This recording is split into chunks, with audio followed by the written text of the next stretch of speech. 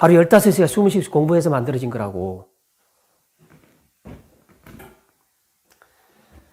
당신은 기독교를 믿는가라는 이 문제에 대해서 종교에 대한 정확한 설명을 해드려야 될 것 같았다 해서 다시 이걸 설명을 하게 된 거예요.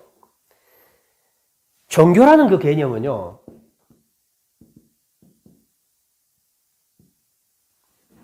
간단하게 설명드리겠습니다. 우리가 그 종교화되는 이유는 그 근원이 그 이면에 반드시 완성된 철학이 있어야 됩니다. 그러니까 예를 들어서 이럴 수는 있죠. 제가 이제 이 책을 3권째 쓰고 이러한 연구 분량이 이거에 한 100배 정도는 연구 분량이 있습니다. 그런데 나중에 제 후학들이 이걸 공부하고 이거야말로 인류를 구원할 학문이 아닌가라고 판단되어지면은 이게 이미 천부학이라는 이름을 갖기 시작을 했고, 그러면 그 다음에는 반드시 불특정 다수한테도 이 학문을 전하기 위해서 종교적인 수단이나 방법을 경전하는 사람이 나올 거예요. 분명히. 종교는 그렇게 해서 만들어지는 거예요. 이 완성된 철학이 뭐냐 하면은 이 사람이 들어도 좋고 저 사람이 들어도 좋고 절대 논리적 모순이 없어야 되는 거죠. 그래야 종교화되는 거예요. 도올 선생님이 말씀하시는 이 예수라든가 그 다음에 그 어떤 창세기에 나온 어떤 그런 논리적 모순이라든가 이러한 것들을 보면은 저게 무슨 종교냐 이렇게 생각 드시죠. 도올 같은 선생님이 하셔야 될 일이 뭐냐 하면은 이 천사계 역사 이후에 잘 아시잖아요. 종교전쟁 같은 거. 종교전쟁이 왜 일어났습니까? 결국은 경전 해석을 놓고 일어났던 일 아니에요. 그러면은 거기에 바른 해석을 하는 종파가 이겼다라고 장담할 수 있어요? 그러면은 누군가는 이겼고 누군가는 졌단 말이죠. 그러다 보니까 오늘날처럼 종교 해석이 이렇게 되고 저렇게 되고 자기 주장을 펼치려고 종교에 자기 사견들이 들어가고 하다 보니까 오늘날 경전이 졌다고 되어버린 거예요.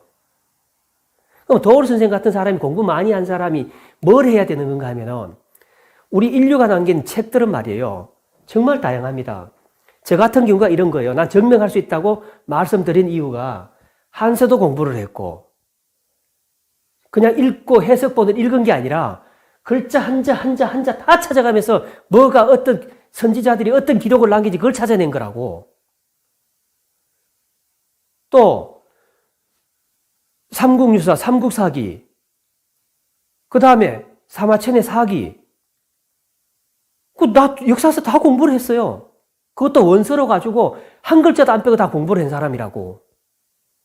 그러면은 도올 같은 선생이 공부를 많이 했으면은 어디 무슨 문자로 됐건 뭐자로 됐든 영어로 됐건 뭐로 됐든 책을 찾아서 비교 분석을 해보고 종교적으로 서로 공통점이 있고 그 다음에 어디가 배치가 되는 게 있으면은 이런 부분이 잘못됐어요라고 종단에 있는 사람들을 불러 모으고 그 사람들하고 회의를 해서 우리가 경전 삼는 책이 이런 문제가 있는데 이런 문제는 고쳐져야 되는 거 아니냐. 과거에 누군가가 힘이 작용을 해서 이게 왜곡됐으니까 고쳐야 되는 거 아닌가라고 선두에 나서서 해줘야 될 사람이 도올 같은 사람이라고.